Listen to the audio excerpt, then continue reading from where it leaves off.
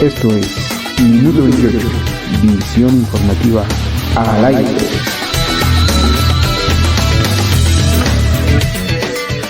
Buenas tardes amigos de Minuto 28 Radio, gracias por estar de nueva cuenta aquí con nosotros. Les saluda Rubén Martín a través de periodistasenunión.com.mx. Bien, pues hoy es lunes 26 de julio y un saludo y agradecimiento como siempre a nuestro coordinador de producción, David Martín. En plena época de pandemia, en donde los rebrotes están a la orden del día en gran parte del mundo, se llevan a cabo los Juegos Olímpicos de Tokio, allá en Japón. Esto en medio de restricciones y medidas que no obstante las mismas, los contagios no se han podido evitar. Y para estar a tono, escuchemos la cápsula olímpica que nos tiene en esta ocasión Yola Jiménez, y quien nos comenta que la delegación de atletismo ya está lista para iniciar actividades en busca de medallas.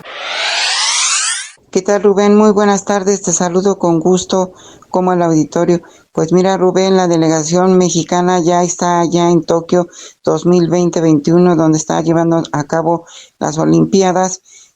Cabe destacar que la golfista Gabriela López, ella fue la abanderada donde iba representando nuestro símbolo patrio. Bueno, pues ya el medallero se está dando como debe de ser, ya hay medalla de bronce y de oro para México.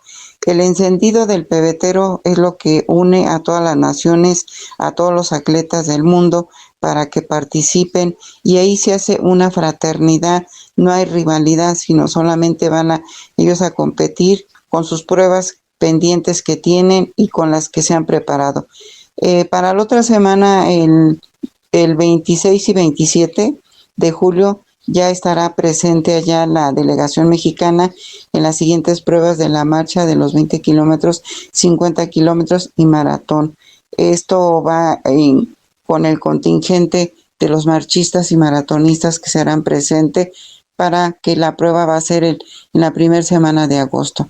Bueno, como lo decía yo en las cápsulas anteriores, todos los ojos del mundo están puestos ahorita en los Juegos Olímpicos. Bueno, esto fue en los Juegos Olímpicos y te informo de las Olimpiadas Nacionales, donde los jóvenes fueron contagiados por COVID, los que estuvieron en Querétaro, en Puebla. Y bueno, pues ojalá que la titular de CONADE, Ana Guevara, pues los atiendan como debe de ser. Esto va a pasar en 15 días y los jóvenes retomen otra vez sus actividades. Pues esto del coronavirus llegó para quedarse y tenemos que enfrentarlo y aprender a vivir con esto, siempre y cuando tengamos todos los cuidados y practicar una disciplina que nos aconsejan todos los médicos y científicos, que tenemos que caminar 35 a 45 minutos diario o cada tercer día, hidratarnos y alimentarnos bien. Rubén, pues esto es para Minuto 28, informó Yola Jiménez. Gracias, Yola, por tenernos al tanto de lo que sucede allá en Tokio. Para continuar con el tema, Ana Celia Montes nos habla precisamente de la tercera ola de contagios y los problemas a los que se han tenido que enfrentar organizadores y participantes para lograr que esta justa se lleve a cabo. Nacionales. Qué gusto saludar a todos nuestros atentos y fieles radioescuchas de Minuto 28. Por supuesto, y una vez más, mi admiración y respeto a Rubén, nuestro titular, y a Periodistas en Unión. Tenemos ahora coronavirus y Juegos Olímpicos.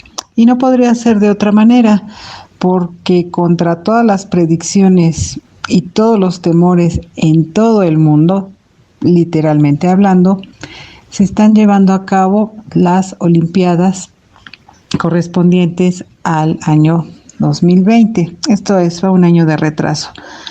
El hecho de hablar y de reiterar que se pospusieron hace un año porque exactamente estaba en pleno auge el coronavirus, expandiéndose a lo largo y ancho del globo terráqueo, esto es el planeta Tierra, por si alguien no supiera que es globo terráqueo a estas alturas.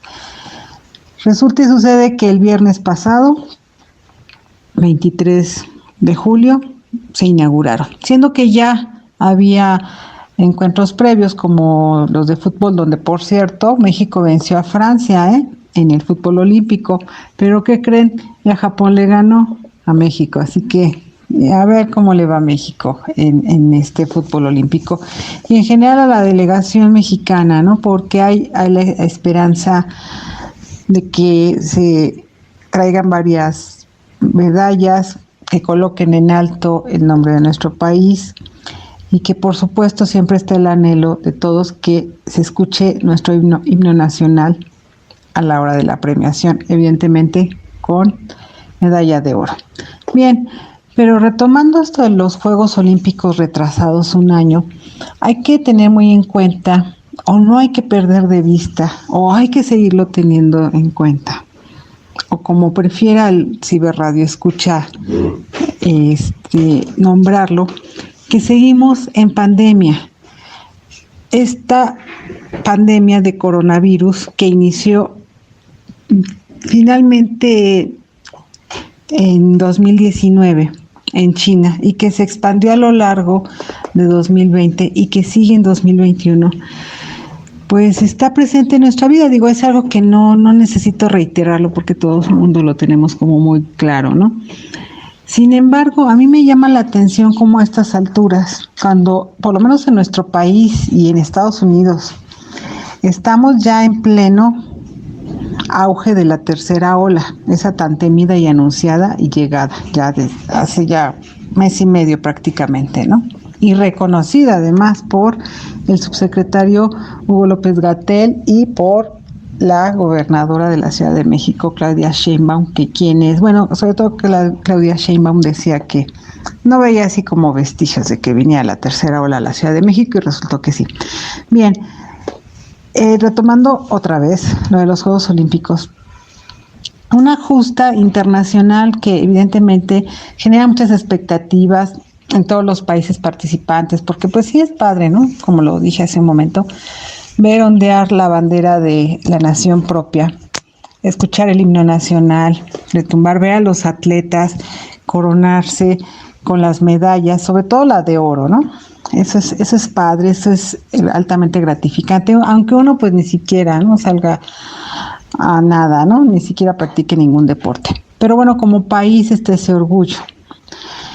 Sin embargo, el coronavirus, como se ha dicho en repetidas ocasiones en todos lados, nos vino a cambiar la vida en todos los aspectos. Entonces, el que se lleve a cabo un año después esta justa deportiva, la más importante, en pleno coronavirus, en pleno mundo, ya con otra normalidad, con otra visión, con otras incluso prioridades, como es la salud, como es el comprar vacunas, como es estar vacunando a su población. Ahí están los Juegos Olímpicos, se inauguraron el viernes, con todo y que Japón tenía días previos, semanas y días previos, altos índices de contagio otra vez por coronavirus, que incluso en la propia Villa Olímpica, esto es donde se hospedan los atletas de todos los países participantes, pero también en esa Villa Olímpica van acompañantes, van sus entrenadores, van sus ayudantes y también van los equipos de prensa de los países que cubren el evento a nivel internacional. Entonces, no estamos hablando de pocas personas. Repito, en esa Villa Olímpica todavía a unas horas de inaugurarse los Juegos Olímpicos, se dieron reportes de contagio de coronavirus, provocando que incluso algunos atletas, como el caso de, si mal no recuerdo, me parece que es tenista norteamericana jovencita, pues dio positivo y de plano, adiós, se regresó, ¿sí?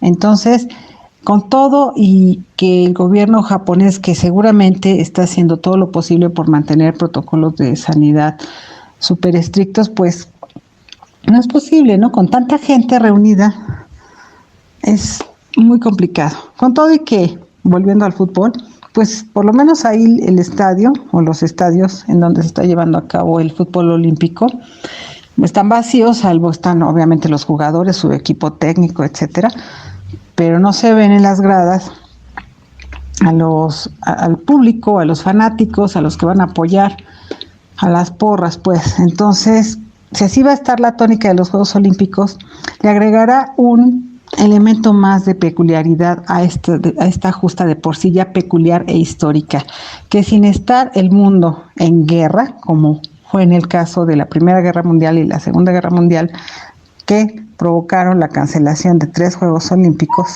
¿sí? Ahora tenemos que se posponen y se están llevando a cabo en medio de otra vez un azote internacional epidemiológico. ¿Sí? ¿Cómo es esto? Pues así, sin armas. Se ha especulado mucho que incluso estamos hablando de una guerra bacteriológica, pero que el coronavirus sigue estando presente y va a seguir estando presente. Pero eso no bastó o no fue suficiente para que el interés deportivo, sí, claro, yo no lo niego, ¿no? Pero sobre todo el interés político y económico que está detrás de los Juegos Olímpicos, de cualquiera, y eso no lo podemos negar, pues haya prevalecido, ¿no? Incluso la Organización Mundial de la Salud avaló que se llevaran a cabo los Juegos Olímpicos. Y pues al parecer no han sido suficientes el que se reporten números de contagios, ¿no? Como yo lo comentaba hace un momento, tanto en Tokio a nivel de país como ya en la Villa Olímpica, y que incluso atletas ya estén presentando contagios y síntomas de coronavirus. Está el caso de un país africano, Guinea, que retiró a su delegación. Sí van a decir, pues si nada más eran 5, sí, claro, bueno, eran 5, porque prefirió no poner en riesgo a sus atletas, aunque fuera un equipo muy reducido deportivamente hablando, pero también nos habla de una conciencia de ese país, ¿no? Siendo que las grandes potencias deportivas allí están.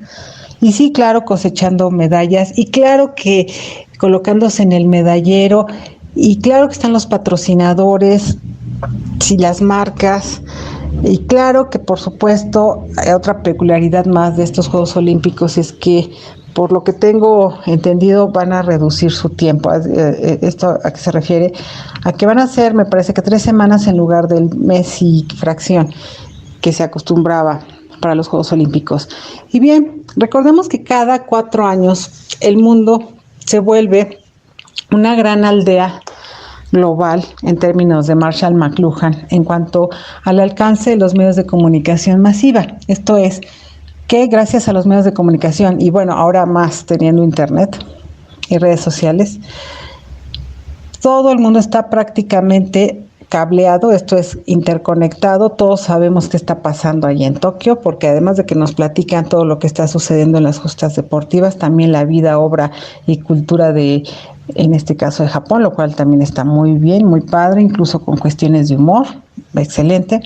Y todos somos prácticamente un público cautivo, sí, pero en esa aldea global, en esa interconexión, gracias a los medios de comunicación masiva, pues se está perdiendo mucho, desde mi punto de vista, se está perdiendo mucho esa parte humanística y esa parte de la conciencia. Porque sí, está el dilema. Por un lado, el haber cancelado una justa deportiva internacional, que es también como la esperanza de los países, de muchos atletas, de muchas organizaciones deportivas, incluso de los mismos gobiernos, para promover el deporte, la cultura, el espectáculo sano y una cultura del deporte, sobre todo entre la juventud, ¿no? En cualquier lugar del mundo. Pero por otro lado está ese aspecto económico, la verdad, consumista, sí, mercantilista, que decididamente predominó más en que se realizaran estos Juegos Olímpicos, aún esperándose un año y aún exponiendo a todos los asistentes a coronavirus, y pues también a estas otras oleadas que han acompañado al coronavirus, como son pues la ansiedad colectiva, también el nerviosismo. Sí, porque no es nada más el contagiarse de coronavirus, es también toda esta implicación sociológica y psicológica, pero pues evidentemente se están perdiendo muchos, o se perderían muchos millones de dólares, y por supuesto trabajos, y por supuesto un montón de actividades que, por lo visto, Japón, siendo una de las naciones más poderosas y económicamente hablando sustentables, aunque también ha tenido sus coletazos de recesión económica antes del coronavirus, pues Japón no iba a dejar que se le perdiera más de lo que ya se había perdido el año pasado con solo haber pospuesto los Juegos Olímpicos.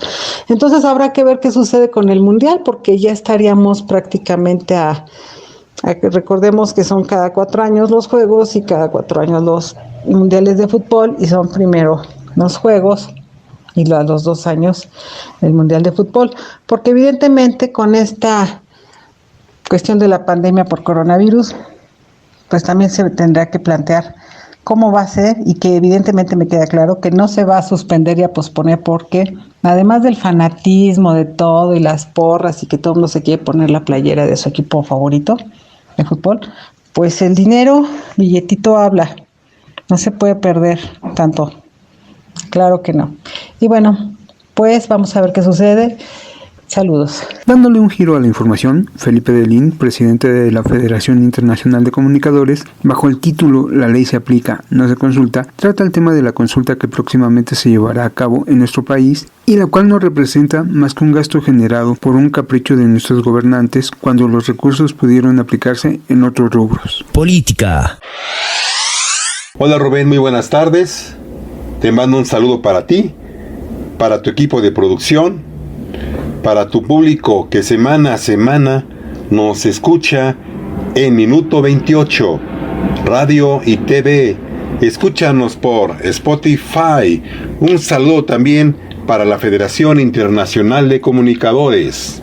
Nuestro tema de hoy: la ley se aplica, no se consulta.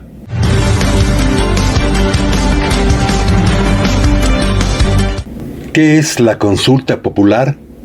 ¿Y por qué es importante en este caso? La consulta popular es el instrumento de participación por el cual los ciudadanos, a través de la emisión del voto libre, secreto, directo, personal e intransferible, toman parte de las decisiones de los poderes públicos respecto de uno o varios temas de trascendencia nacional o regional. Es competencia de la Federación. La consulta que se llevará a cabo el 1 de agosto es importante porque es la primera que se hace en la historia del país en un marco legal específico y detallado a nivel federal. El INE destaca que se trata de una consulta para que sean llevadas acciones para el esclarecimiento de decisiones políticas tomadas en el pasado. Si bien ya no se menciona a los expresidentes de forma explícita, están incluidos dentro de la naturaleza de la pregunta. La consulta popular con relación al juicio contra los expresidentes consistirá en una pregunta: ¿estás de acuerdo o no en que se lleven a cabo las acciones pertinentes con apego al marco constitucional y legal para emprender un proceso de esclarecimiento de las decisiones políticas tomadas en los años pasados por los actores políticos, encaminando a garantizar la justicia y los derechos de las posibles víctimas? La cuenta regresiva ya comenzó para la consulta popular en México, que debe pronunciarse sobre si se debe llevar a cabo a juicio o no a varios expresidentes del país por posibles actos ilícitos cometidos en el pasado. La pregunta que será sometida a la votación de los ciudadanos es tan ambigua y cantinflesca que puede involucrar a cualquier personaje de la historia, desde Tlatoani Moctezuma II hasta el propio Andrés Manuel López Obrador. Si la leemos con cuidado, confirmaremos que no serían ni la Fiscalía General de la República, ni las autoridades judiciales, ni la policía, ni los tribunales o jueces a quienes correspondería intervenir. Sería en todo caso chamba de los historiadores y tocaría a ellos dar cumplimiento a semejante encomienda. El Instituto de Investigaciones Históricas de la UNAM, el Colegio de México, la Academia Mexicana de la Historia, correspondiente de la Real de Madrid, tal vez lo podrían hacer. Adicionalmente, el ejercicio, como se dice ahora, será absolutamente inútil y representará un despilfarro imperdonable provocado por el capricho del señor de Palacio Nacional. Si ya de por sí era una aberración inaudita la pretensión original de preguntar a la ciudadanía si se aplica o no la ley, ahora se trata de un engaño vil. Por lo demás, Es obvio que la dicha consulta no alcanzará la participación mínima del 40% de los ciudadanos contenidos en la lista nominal de electores requerida por la Constitución para que su resultado sea vinculatorio y en consecuencia obligatorio. Quedará en nada, pues aunque seguramente seguirá siendo usada para acusar en abstracto a los presidentes del famoso neoliberalismo, y curiosamente queda excluido Enrique Peña Nieto. Esta es la pregunta aprobada por la Suprema Corte de Justicia de la Nación, que será aplicada por mandato de ley por el Instituto Nacional Electoral a través de 93 millones de boletas, que es el número de electores registrados en el padrón electoral, que por cierto está a la venta en tianguis de Tepito, El Salado, la San Felipe de Jesús. ¿Cuándo se aprobó la consulta popular que podría enjuiciar a expresidentes? Según sabemos, fue un proceso largo. En noviembre de 2018, el todavía presidente electo Andrés Manuel López Obrador aseguró en una entrevista con Carmen Aristegui que realizaría una consulta popular para llevar a juicio a los expresidentes de México que estuvieron en el cargo de 1988 a 2018. No obstante, primero tuvieron que llegar reformas al artículo 35 de la Constitución Política del país.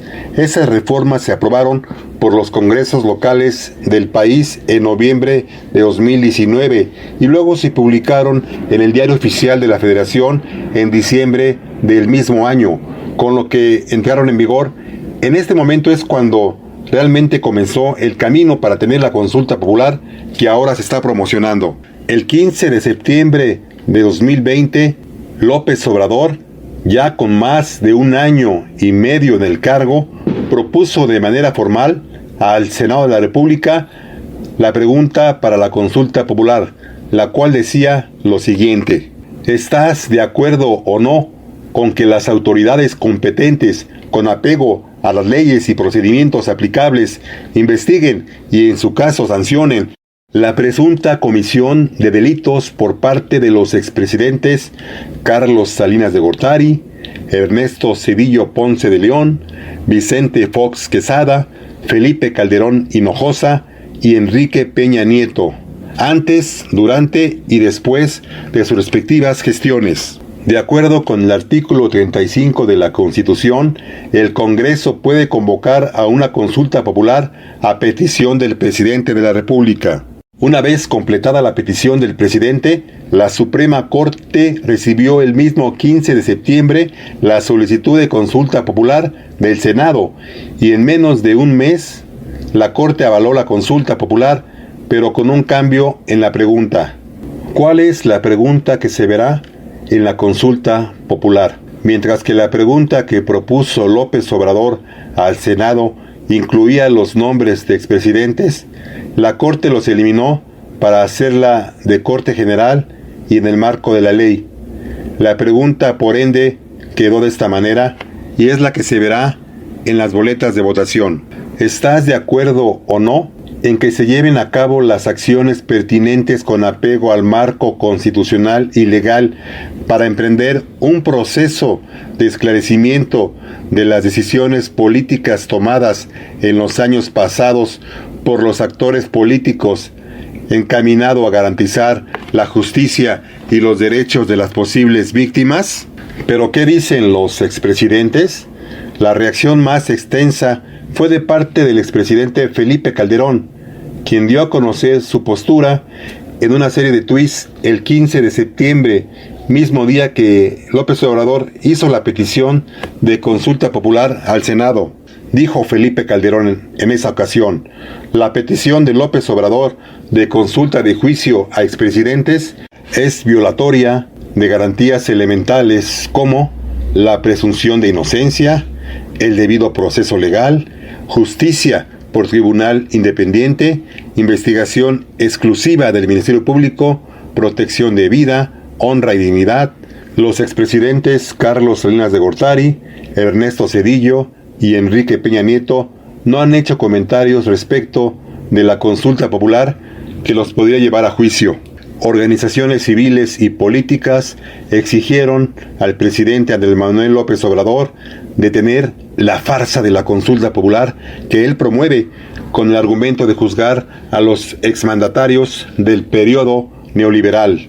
Según se dice, la consulta del 1 de agosto es un show, es una farsa, solo le sirve al presidente y a la 4T para mantenerse en campaña y para pretextar que él sí quiere combatir la corrupción. Los inconformes acusaron al gobierno de tirar a la basura 528 millones de pesos, poco más de 26 millones de dólares, en el ejercicio de investigar los delitos de expresidentes. Según comentan los líderes de organizaciones políticas y civiles, basta de perder el tiempo y dinero público en shows partidistas. Utilice, señor presidente, los instrumentos legales y el peso del gobierno para castigar a los presuntos corruptos tanto del pasado como del presente. La ley se aplica, no se consulta, ya basta de shows y de mentiras al pueblo de México. Mucha propaganda pagada a periódicos afines al gobierno como La Jornada, Regeneración, Proceso y otros más que pululan por ahí para hacerle gran promoción a esta farsa.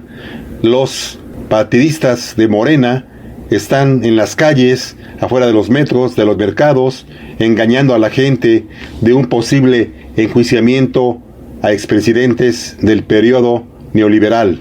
La farsa está destinada al fracaso, pues ahora es legal y se requiere que participe casi el 40% del listado nominal para que sea vinculante, es decir, para que se aplique la ley. Pues bien, Rubén y amigos que nos escuchan en Minuto 28, Noticias, Radio y Televisión, la ley se aplica, no se consulta. ¿Por qué esta farsa? ¿Por qué seguir mintiendo? ¿Por qué ese show de estilos vanos? ¿Por qué los mexicanos tienen miedo a exigir sus derechos, a pelear por sus derechos, cuando este gobierno fue oposición? Hizo lo que quiso, cerró calles, avenidas, hizo manifestaciones con grupos de choque. ¿Y por qué ahora nos mete en un miedo terrible de amenazas, de muertes, de violencia, de grupos de narcotraficantes que compran elecciones y medran con la salud en las vacunas? Ya basta de gobiernos falsos, mentirosos, corruptos, que nos meten miedo, que nos meten realmente en una situación de cobardía, de apatía, de conformismo. Eso no es México, así no estábamos acostumbrados. Estamos viviendo lo peor de las épocas de nuestro México querido. Los mexicanos tenemos la oportunidad de defender a nuestro país. Hagámoslo con valentía, con responsabilidad. Si no, seremos unos pobres inútiles para siempre. Todos debemos saber que son empleados nuestros, que les pagamos de nuestros impuestos. No son reyes, emperadores, virreyes, dioses. No, son empleados nuestros, pero por cultura tonta nos hacen creer que son intocables, que son mesías, que son los que mandan y nos gobiernan a su antojo y disposición. Por hoy es todo, recordándoles que la verdad no se vende, se dice con valentía, objetividad y responsabilidad. Se despide de ustedes su amigo Felipe Delín. Hasta la próxima. Buenas tardes. Saludos. Gracias, Felipe. Bien, ¿sabe usted cómo gobiernan los dictadores? Para darnos una idea, nuestros amigos de radialistas.net prepararon el siguiente material.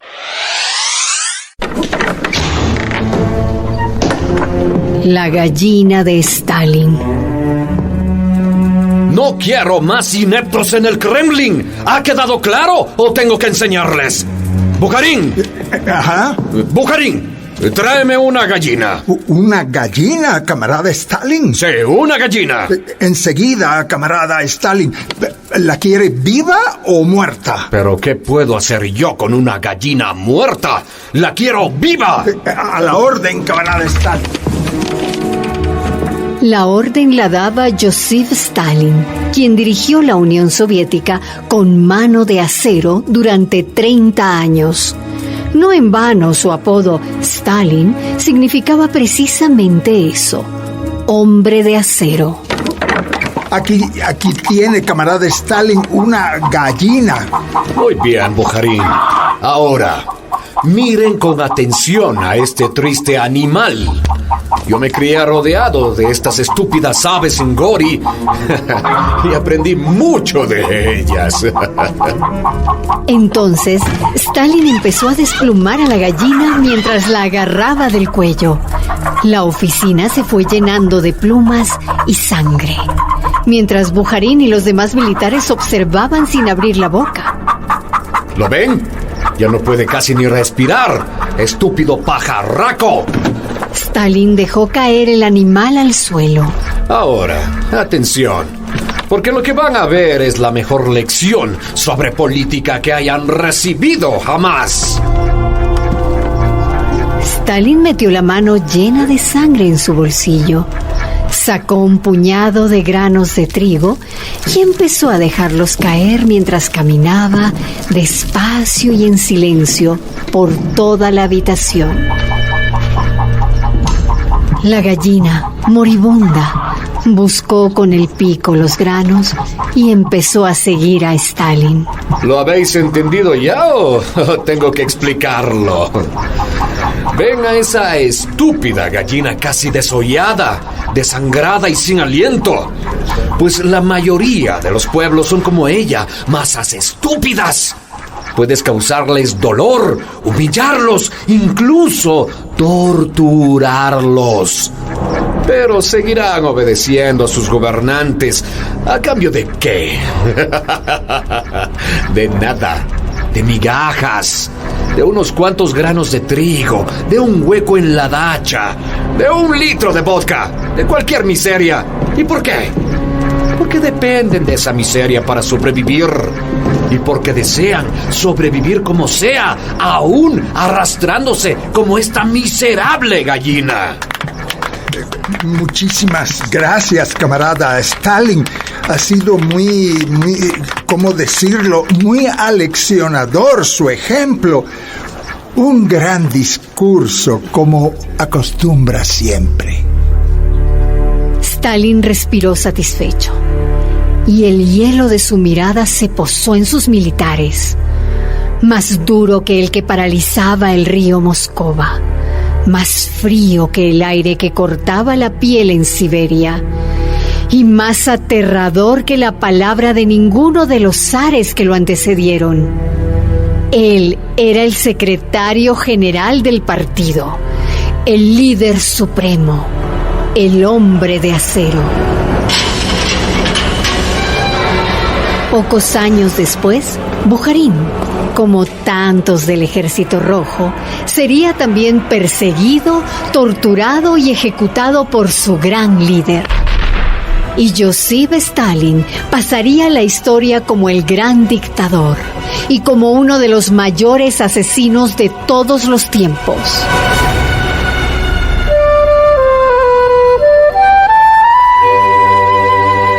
Lo mismo han querido hacer los dictadores Daniel Ortega y Rosario Murillo con el pueblo de Nicaragua, con falsas reconciliaciones y con bolsas de comida, después de haberlo reprimido brutalmente. Pero el pueblo de Nicaragua, los jóvenes, las mujeres, los campesinos, la unidad nacional azul y blanco, no se parece a una gallina, sino a un volcán a punto de explotar. Nicaragua está hecha de vigor y de gloria, como escribió Rubén Darío. Nicaragua está hecha para la libertad. Una producción de radialistas.net. Bueno, y en otro orden de ideas, nuestra asesora fiscal, la contadora Flora Arcado Romero, nos orienta esta vez acerca de lo que es la reinversión de utilidades y su estímulo fiscal. Nacionales. Buenas tardes, estamos en una sección más de Minuto 28, estamos en el programa fiscal. Un grato saludo a todos nuestros radioescuchas y nuestro tema del día de hoy es la reinversión de utilidades y su estímulo fiscal.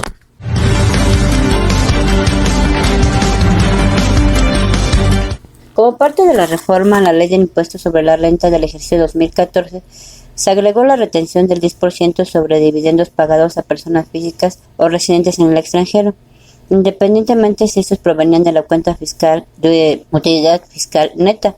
Sin embargo, como parte de las modificaciones realizadas a la Ley de Impuestos sobre la Renta para el ejercicio 2016, se agregó la fracción 1 del artículo 3 de las disposiciones transitorias para 2016, el cual establece lo siguiente. Se otorga un estímulo fiscal a los contribuyentes personas físicas que se encuentren sujetos al pago del impuesto previsto en el artículo 140, segundo párrafo de esta ley, derivado de los dividendos o utilidades generados en los ejercicios 2014, 15 y 16, en tanto dichos dividendos o utilidades sean reinvertidos por la persona moral que los generó. El estímulo a que se refiere esta fracción consiste en un crédito fiscal equivalente al monto que resulte de aplicar al dividendo la utilidad que se distribuya, el porcentaje que corresponda conforme al año de distribución, conforme a la siguiente tabla.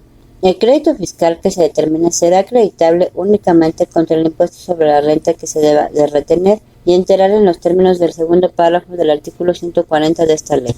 El año de distribución del dividendo de la utilidad puede ser del 2017, del ejercicio 2018 o del ejercicio de 2019. ¿Cuál es el porcentaje aplicable al monto del dividendo o utilidad distribuido? En el 2017 del 1%, en el 2018 del 2% y en el 2019 el 5%. Dentro de los requisitos establecidos para efectos de aplicar el citado estímulo aplicable en el pago de dividendos a personas físicas, el mencionado fundamento legal señala lo siguiente.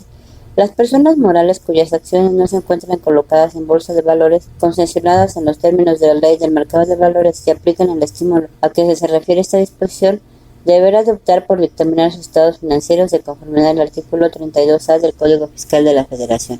Ahora, si nos remitimos al artículo 32A del Código Fiscal de la Federación, no menciona que únicamente podrán optar por determinar sus estados financieros por contador público autorizado, las personas físicas con actividad empresarial y las personas morales que en el ejercicio inmediato anterior hayan obtenido ingresos acumulables superiores a 122.814.830, que el valor de su activo determinado en los términos de las reglas de carácter general que al efecto emita el SAT sea superior a 97.023.720 o que por lo menos 300 de sus trabajadores le hayan prestado servicio en cada uno de los meses del ejercicio inmediato anterior. De aquí que surge la duda de los contribuyentes si aún y cuando no cumpla con los supuestos que menciona el artículo mencionado en el presente párrafo para dictaminar sus estados financieros en materia fiscal, para efectos de aplicar el estímulo fiscal por la reinversión de utilidades debe de dictaminar sus estados financieros. Como parte de los planteamientos realizados a la autoridad en la primera reunión bimestral del ejercicio 2020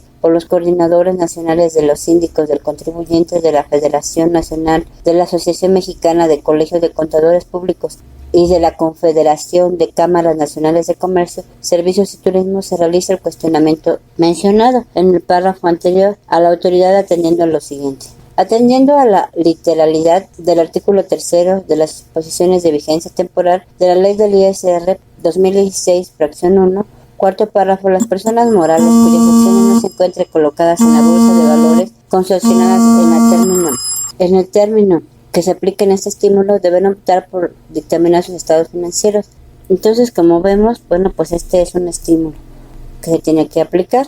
Y ahora vamos a tocar un tema que se llama establecimiento permanente en México para residentes en el extranjero.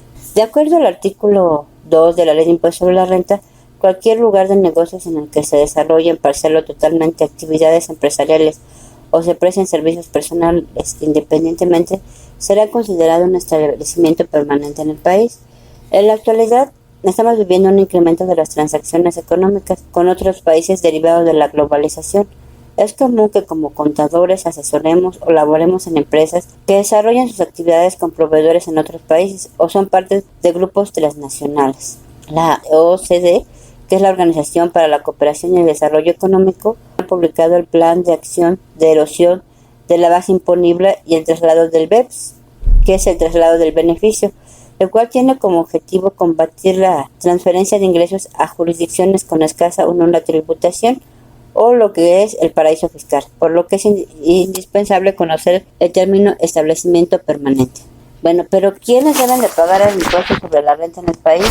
De acuerdo con el artículo 1 de la Ley de Impuestos sobre la Renta, las personas físicas y morales están obligadas al pago del ISR en los siguientes casos. 1. Los residentes en México. respecto a todos sus ingresos, cualquiera que sea la ubicación de la fuente de riqueza de donde procedan. Los residentes en el extranjero que tengan un establecimiento permanente en el país respecto de los ingresos atribuibles a dicho establecimiento permanente. Los residentes en el extranjero respecto de los ingresos procedentes de fuentes de riqueza situadas en el territorio nacional, cuando no tengan un establecimiento permanente en el país o cuando teniéndolo dichos ingresos no sean atribuibles a este.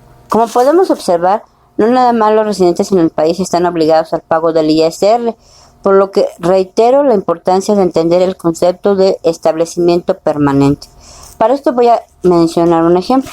Tenemos sucursales, agencias y oficinas, fábricas, talleres, instalaciones, minas, canteras, cualquier forma de explotación, extracción o explotación de recursos naturales.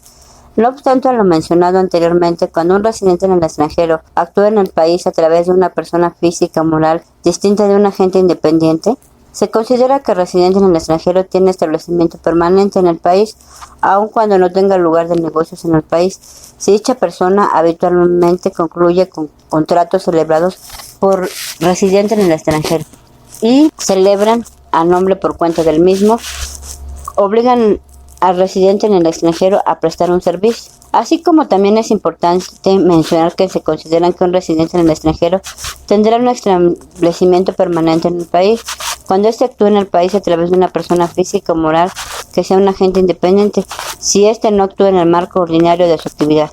Se considera que un agente independiente no actúa en el marco ordinario de sus actividades, sea cuando se sitúe en cualquiera de los siguientes supuestos: cuando tenga existencia de bienes, mercancías, con lo que efectúe entregas por cuenta del residente en el extranjero, asuma riesgos del residente en el extranjero, actúe sujeto a instrucciones detalladas o al control general del residente en el extranjero, ejerce actividades que económicamente corresponden al residente en el extranjero y no a sus propias actividades, perciba sus remuneraciones independiente del resultado de sus actividades, efectúa operaciones con el residente en el extranjero utilizando precios o montos de contraprestaciones distintos de los que hubiera usado partes no relacionadas en operaciones comparables. Cuando no haya establecimiento permanente, cuando se realicen actividades de carácter preparatorio o auxiliar respecto a la actividad del residente en el extranjero de las actividades que se mencionan a continuación. La utilización de un lugar de negocios con el único fin de comprar bienes o mercancías para el residente en el extranjero. La utilización de un lugar de negocios con el único fin de desarrollar actividades de propaganda, de suministro de información, de investigación científica, de preparación para la colocación de préstamos o de otras actividades similares. El depósito fiscal de mercancías, de bienes de un residente en el extranjero en un almacén general de depósito, ni la entrega de los mismos por su importación al país. La utilización o mantenimiento de instalaciones con el único fin de almacenar o exhibir bienes o mercancías pertenecientes al residente en el extranjero. Bueno, pues como conclusión, se requiere analizar las operaciones económicas con los residentes en el extranjero y poder determinar si dichos residentes están generando un ingreso o un egreso en el país y por ende están cumpliendo con las obligaciones fiscales inherentes a dicha situación. Entonces es importante que nosotros tengamos bien claro cuando estamos teniendo un establecimiento permanente en México y de la actividad que estamos desarrollando con una persona del extranjero. Este es un tema muy controversial. Recordemos que ahorita por la pandemia muchas fronteras están cerradas. Entonces nuestras relaciones comerciales van a incrementarse, vamos a tener mayor influencia de los extranjeros. Y bueno, pues eso nos va a también permitir reactivar nuestra economía. Por mi parte es todo. Les deseo que tengan una excelente semana y que nos escuchemos en la siguiente emisión de Minuto 28 en esa sección fiscal. Que cualquier duda que tengan fiscal me escriban a mi WhatsApp al 55 64 50 79 92 o a mi correo florlargadoromero@gmail.com. Recuerden siempre, este WhatsApp se encuentra disponible las 24 horas. Si tienen alguna emergencia fiscal, contable, alguna depuración, alguna auditoría, pues me pueden escribir a este WhatsApp. Recordemos que las vacaciones del SAT son del 19 de julio al 30 de julio, para que tengamos precaución al enviar nuestras devoluciones, nuestras compensaciones de impuestos o alguna solicitud ante el SAT. Recordemos que estas van a ser tomadas a partir del 2 de agosto del 2021. Bueno, pues nos despedimos y nos escuchamos en la siguiente emisión. Bueno, y para tratar temas más amenos, Carlos Cordero del Instituto de Ecología de la Universidad Nacional Autónoma de México, así como Tania López Palafox, estudiante de doctorado, nos hablan de lo que es el ecoturismo y que es la clave para la protección de las luciérnagas, mismas que se encuentran en peligro de desaparición, principalmente en el estado de Tlaxcala. Hay noches en que salen muy poquitas luciérnagas, pero hay noches que hay una pequeña llovizna, se ilumina todo el bosque. Primero uno ve las luces prendiendo y apagando de manera ahí medio caótica, pero eventualmente se coordinan y empiezan a prender y apagar de manera sincrónica. La vista es realmente espectacular. Las luciérnagas son coleópteros, es decir, son un tipo de escarabajo que se caracteriza porque sus larvas producen luz. De esas especies hay muchas también que son nocturnas y que los adultos también producen luz. La especie más conocida de luciérnaga en el estado de Tlaxcala es Photinus palaciosi. Es una especie que fue descrita hace no mucho, en 2012. Y esta especie es la responsable del espectáculo de sincronía y que atrae la atención de miles de turistas cada año.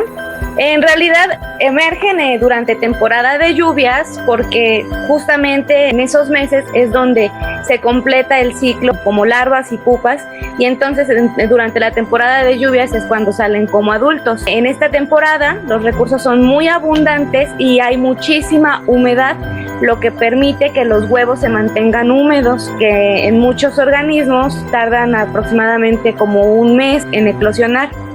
La función que tienen las luciérnagas en el ecosistema no está muy bien estudiada en la mayoría de los casos, pero por ejemplo estas luciérnagas, como las que se utilizan en el ecoturismo, tienen la característica de que son sumamente abundantes. Las encontramos por miles y miles en áreas normalmente bien restringidas.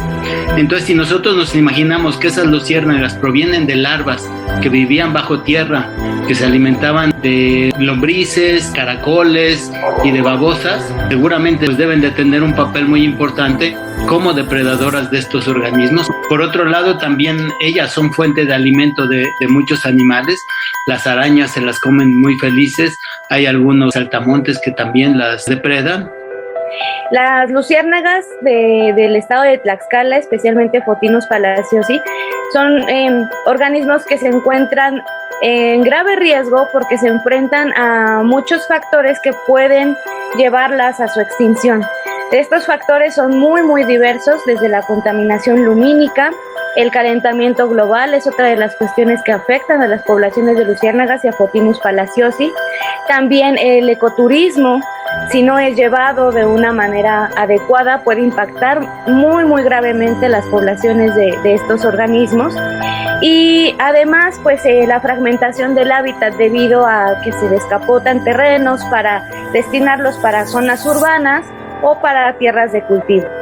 Entonces, pues tirar basura, hacer ruido, utilizar fuentes de luz externa, meter muchas personas en solamente un sendero, que los guías no tengan control sobre los grupos grandes, todo eso es un problema y en realidad se ha visto y han desaparecido ya en otras partes del mundo poblaciones por completo debido al ecoturismo mal llevado a cabo. Entonces, pues ya sabemos cuáles son los riesgos, ya sabemos que sí hay un daño muy grande, a pesar de que son muy diferentes las especies, tienen muchas cosas en común, pues entonces es momento de actuar y de no hacer ese tipo de cosas, de aprender de lo que ya se hizo mal.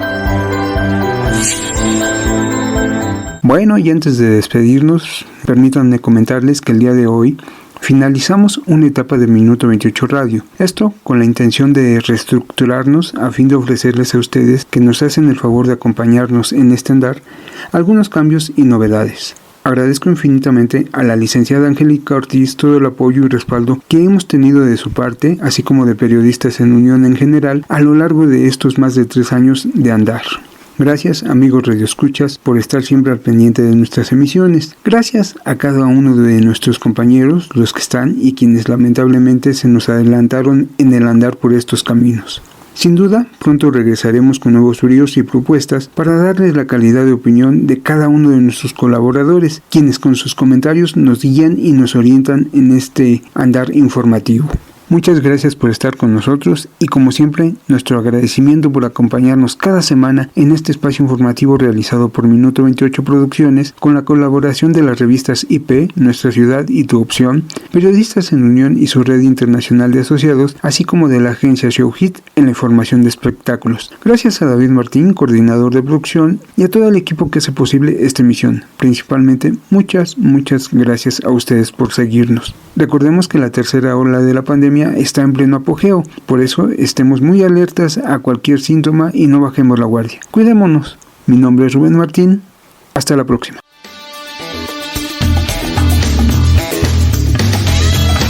Esto es Minuto 28, visión informativa al aire.